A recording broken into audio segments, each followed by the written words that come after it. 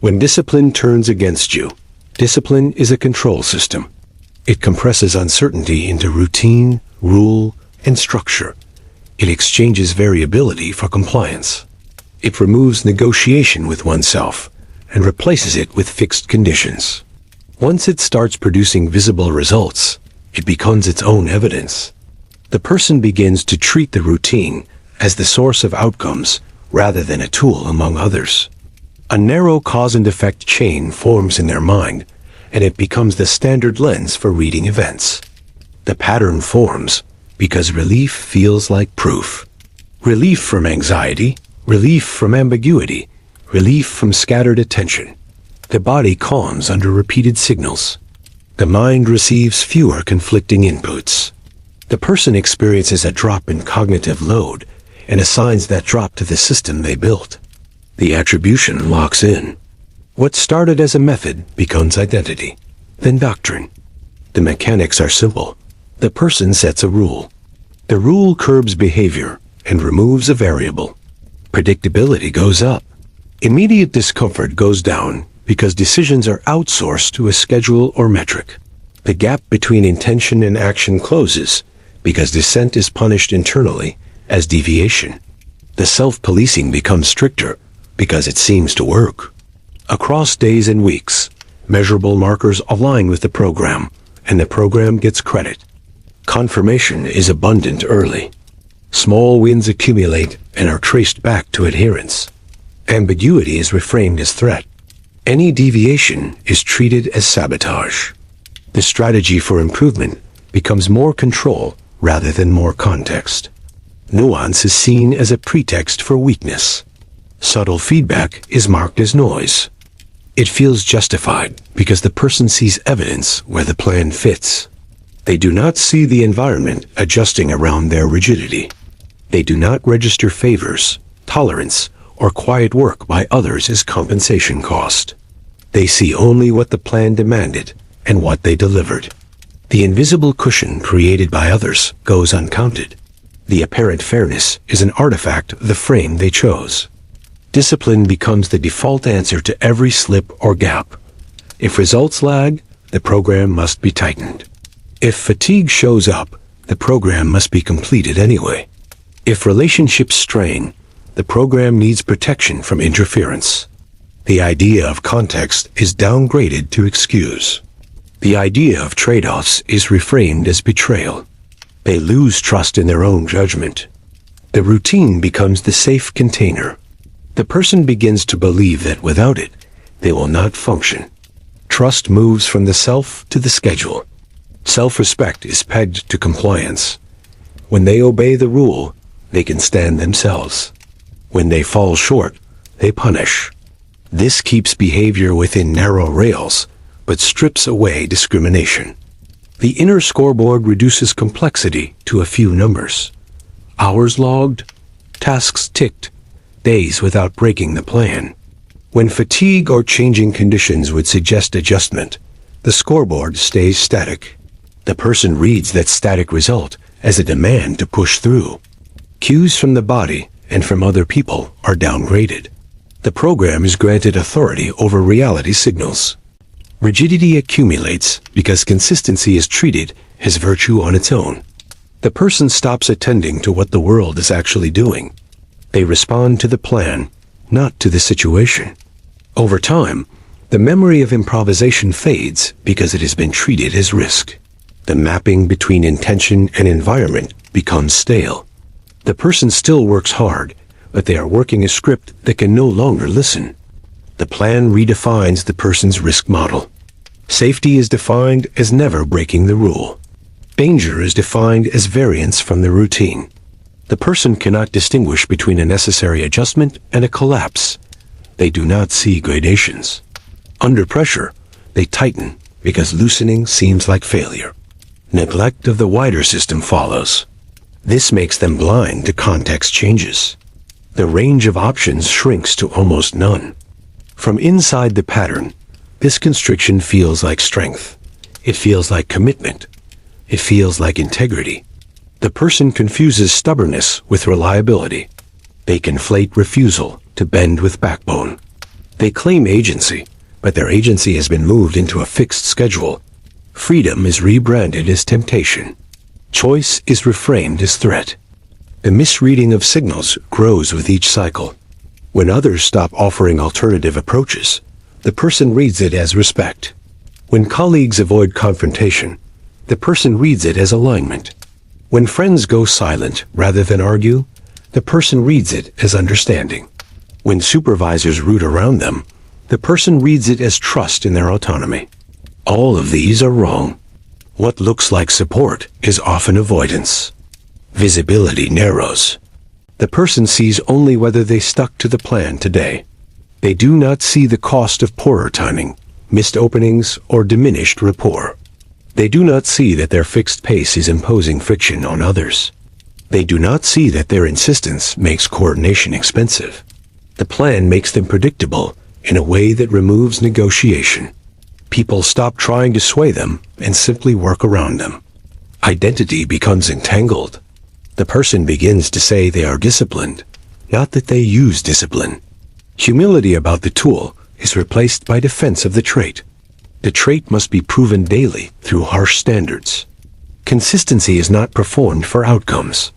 Outcomes are performed to defend consistency. Pain becomes evidence that the system is rigorous. Ease becomes suspect. Efficiency is not the target anymore. The target is proof. The program grows through denial cycles. If a setback occurs, they interpret it as insufficient adherence. The response is more restriction. If they get sick, they treat it as a weakness to overcome. If a relationship complains, they classify it as distraction to be contained. The pattern does not ask whether the rule set is misaligned. It assumes known compliance is the cause of any shortfall. This blocks learning. Flexibility is gone when it is needed most. Why the pattern forms is often unremarkable. Early praise attached to being reliable. Early gains attached to strict pacing. Early fear relieved by clear limits. Once that chain is laid down, it is hard to question it without threatening competence and belonging. The trait gets linked to social credibility. The person chooses the safer identity rather than the riskier assessment. From inside, the world looks divided into those who can keep promises to themselves and those who cannot. The person locates themselves on the right side of that divide. Doubt is filtered out as bias from people who envy or resent discipline. Opposing views are taken as covert rationalization. This prevents recalibration. It locks the person into their own myth. Deviations are seen as moral slippage, not strategy adjustment. The person's internal reward system is tuned to compliance. A day that adheres is a good day, regardless of whether it moved the larger aim. A day that bends is a bad day, even if the result improved real conditions. The score is blunt. Nuance cannot be represented. The body and environment provide signals, but those signals are not counted as data. Only the record of compliance is treated as real.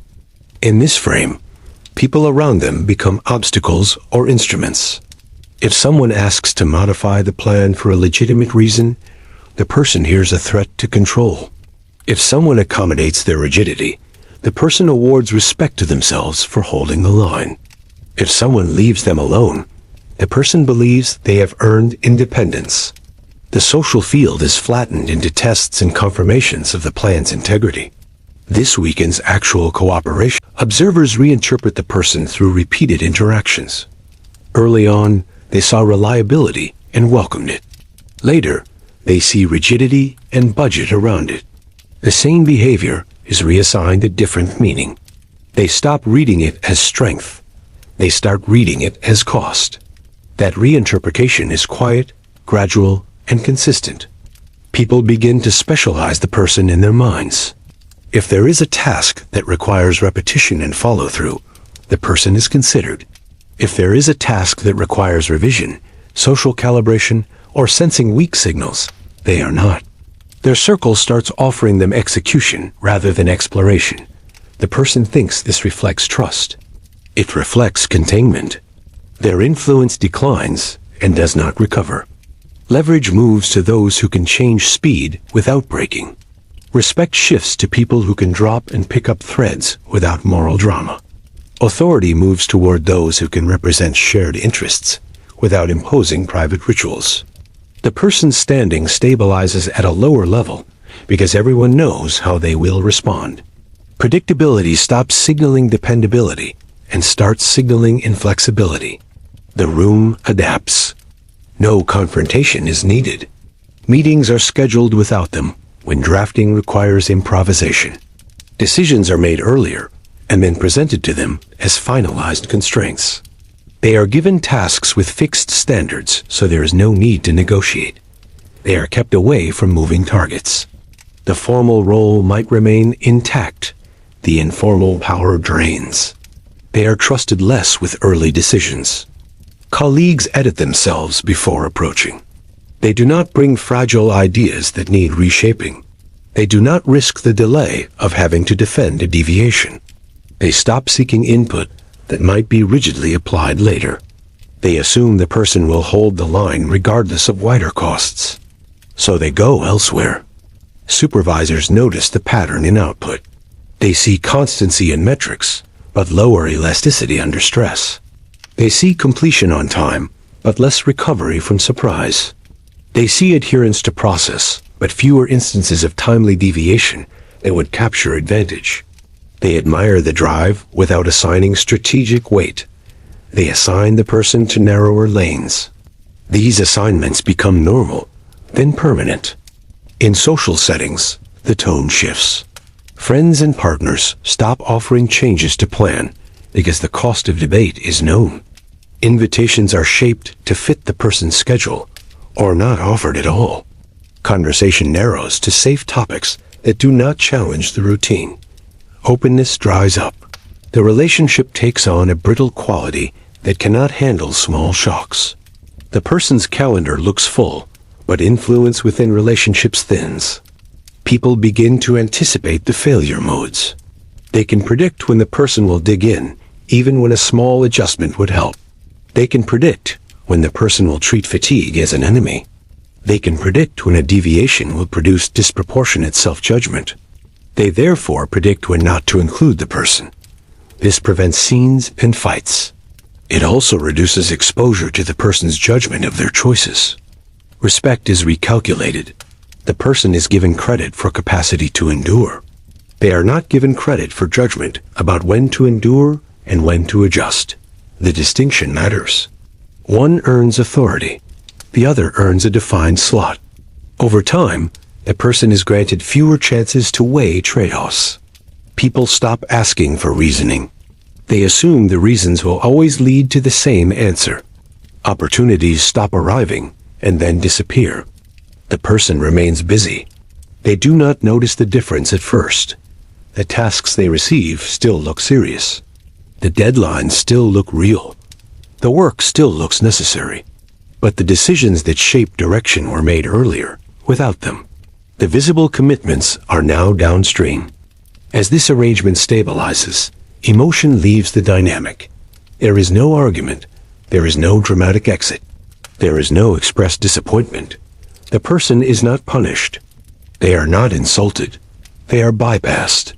Their work product is consumed when it fits and set aside when it does not. They are reliable in the same way a system is reliable. A system without override is kept away from sensitive parts. The person's reputation resolves into a short description. People use simple language, reliable but rigid, strong but narrow, works hard but cannot flex. This is not said as a complaint. It is used as a planning fact.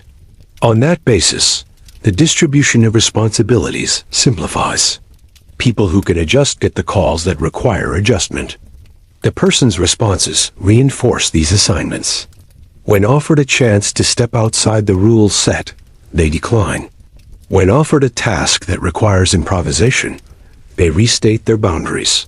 When asked for input on a fuzzy problem, they try to convert it into a routine. People accept the signal. They stop offering those chances. The label hardens. When changes occur in the environment, the person's previous approach lags. They maintain the old schedule, the old dosage, the old sequence. Others adapt to new constraints and technologies. The performance gap begins as small timing errors and grows into missed windows. The person does not experience a single decisive failure. They experience a series of small exclusions. Each one is inconsequential alone. Together, they set the trajectory. Stress tests the structure. Illness, travel, crisis, or resource shifts expose how much slack exists. With little slack, small problems become outages. People who rely on the person will experience these outages and adjust. They will add contingencies. They will assign parallel coverage. Redundancy becomes policy around the person. That is a silent downgrade. It is not announced. It is simply how people stay safe. The external image follows the internal structure. The person presents as consistent and weary. The tone is often firm and tired. There is less humor and little curiosity. When they speak, they repeat the same standards. When they change, it is only toward more structure. People stop trying to find their edges. There is a sense that nothing new can happen with them. They are not seen as dangerous, nor as liberating, only predictable. Power resides where adjustments are made. As the person reduces their range, others collect the discretion they give up. Negotiations happen in rooms they do not enter. Compromises are struck without their conditions included. Timelines are set to suit other rhythms. The person delivers against predetermined constraints. Their excellence, when it appears, is contained and does not change the plan. Across time, this reallocates status. Titles may remain. Project lists may stay long, but the felt authority declines. Fewer people check in with them on direction. Fewer people defend their preferences when those preferences conflict with the group's need to adapt. Socially, fewer people defer to them. What deference remains is procedural. It is attached to the role, not to the person. When newcomers join, they learn the local map quickly. They are told who can flex and who cannot. They are told who advances the conversation and who maintains the line. They are told who can take an unstructured problem and give it shape. They are told to loop the disciplined person in, and after shaping is done, culture makes these assignments effortless. No one needs to enforce them. In private, people explain the pattern to themselves as risk management. They cannot risk a project stalling to defend someone's routine. They cannot risk a client conversation derailing because someone will not shift tone. They cannot risk a window